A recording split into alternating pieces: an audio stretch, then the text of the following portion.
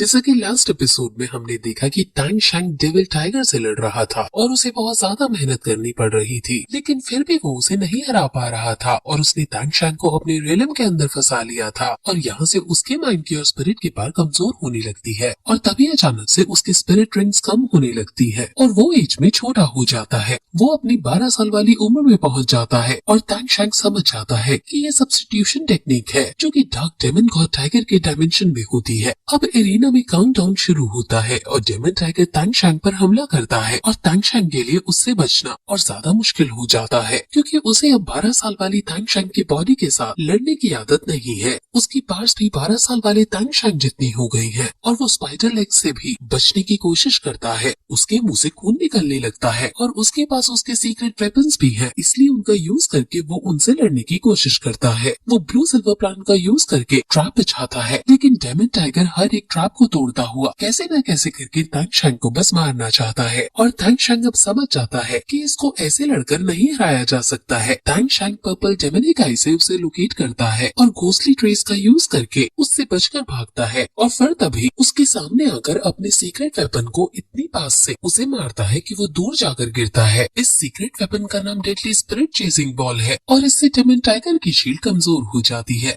Daemon tiger धीरे धीरे अपनी डार्क पावर और ज्यादा यहाँ आसपास पड़ी डिस्क में डाल रहा है, जिससे यहाँ डायमेंशन चेंज हो रही है और टैंग शैंग अपने बचपन वाले रूप में जाता जा रहा है और अगर टैंग शैंग ने उसे नहीं रोका तो वो और छोटा हो जाएगा। टैंग शैंग उसे इसलिए जल्दी से फिर से सीक्रेट वेपन का हमला देता है और फिर डिवाइन पर्पल लाइट उस पर गिरता है, जिससे डेमन टाइगर को गुस्सा आ जाता है, लेकिन अब इसके आसपास की शील्ड टूट जाती है और वो भी अब इस एनवायरनमेंट के कांटेक्ट में आ जाता है, इसलिए वो भी अब एज में छोटा होने लगता है। टैंग शैंग तभी नोटिस करता है कि उसके ब्लू सिल्वर प्लांट की थर्ड स्पिरिट रिंग भी गायब हो गई है और अब वो 6 साल का बन जाता है। लेकिन अच्छी बात ये है कि डार्क डेमन भी छोटा हो गया है। डेमन टाइगर गुस्से में टैंग शैंग के ऊपर हमला करता है और टैंग शैंग अपने बचपन वाली स्किल जैसे कंट्रोलिंग ग्रीन टेक्निक का यूज करके उसके ऊपर ब्लेड्स फेंकता है। हालांकि डेमन टाइगर छोटा हो गया है, लेकिन अभी भी इसको हरा पाना इतना आसान नहीं। टैंग शैंग कंट्रोलिंग ट्रेन का यूज करके रिफ्लेक्शन ऑफ बैट विंग से उस पर हमला करता है। टैंग शैंग कंट्रोलिंग ट्रेन का यूज करके रिफ्लेक्शन ऑफ बैट विंग से उस पर हमला करता है, जिससे जब वो क्रिस्टल उससे टकराता है तो वो उसकी बॉडी को जमाने लगता है और वो क्रिस्टल के बीच में फंस जाता है। टैंग शैंग कहता है कि अब तक जितने भी मैंने बीस्ट देखे हैं उसमें से तुम सबसे स्मार्ट बीस्ट हो। न सिर्फ तुम पावरफुल हो बल्कि तुम्हारी फाइटिंग कैलकुलेशंस भी एकदम प्रिसाइज है, लेकिन तुमने ये एक्सपेक्ट भी नहीं किया होगा कि लड़ते लड़ते तुम्हारी मैं शील्ड तोड़ दूंगा, जिससे तुम भी डायमेंशन से अफेक्ट होने लगोगे। और तुमने ये भी नहीं सोचा होगा कि कभी एक इंसान जो कि उम्र में भी छोटा होगा वो तुम्हें हरा पाएगा, क्योंकि जब मैं 6 साल का था तब भी मैं टैंग सेट का डिसाइपल था। वो फिर क्रिस्टल में ब्लास्ट करवाता है, जिससे छोटा डायमंड टाइगर वही मर जाता है और आसपास के डायमेंशन फेड होने लगते हैं और टैंग शैंग वापस अपनी बॉडी में असली दुनिया के अंदर आ जाता है और उसके सामने मरा हुआ डार्क डेमन टाइगर है। ये बहुत ज्यादा खतरे से भरा था, लेकिन टैंग शैंग फाइनली जीत गया है।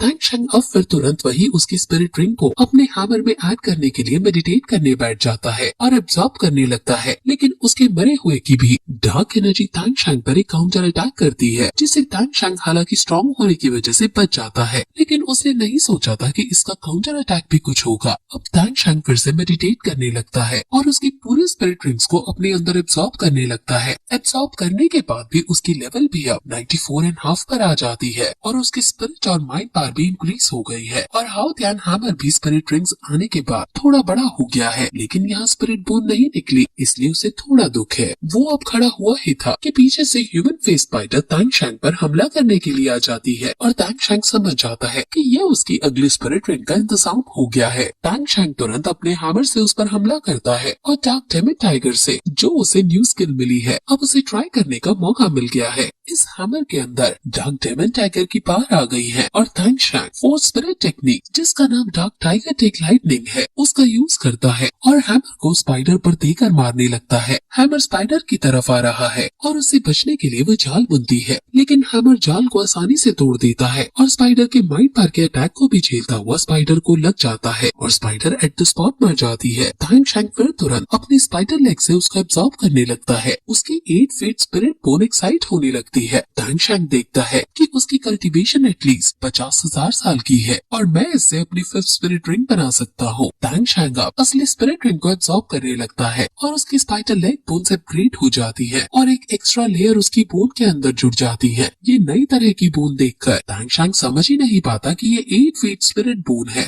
जो कि सच में बहुत एक्स्ट्रा ऑर्डिनरी है। वो सोचने लगता है कि कहीं मेरी बैग गॉड टाइगर फॉर्स में एंटर तो नहीं कर रही। वो इनका यूज करता है और वो एक ही समय पर 6 अलग अलग जगह ब्लेड्स मार पाता है। वो इन 2 स्पिरिट रिंग्स के बाद बहुत ज्यादा स्ट्रॉन्ग हो गया है और वो पार रिकवर करने के लिए मेडिटेट करने बैठ जाता है और फिर स्टार्ट ऑफ फॉरेस्ट को छोड़ने से पहले वो काम लेक पर जाना चाहता है, क्योंकि वहाँ अर्मिंग और दर्मिंग का घर था। जीवो ने भी तांग शैंग को वहाँ जाकर उनकी समाधि को रिस्पेक्ट देने को कहा था और वो जगह यहाँ से दूर भी नहीं है, इसलिए तांग शैंग वहीं जाने लगता है और सोचता है कि जीवो ने अभी भी उन दोनों की डेथ को एक्सेप्ट नहीं किया है। और फिर यह एपिसोड यहीं खत्म हो जाता है।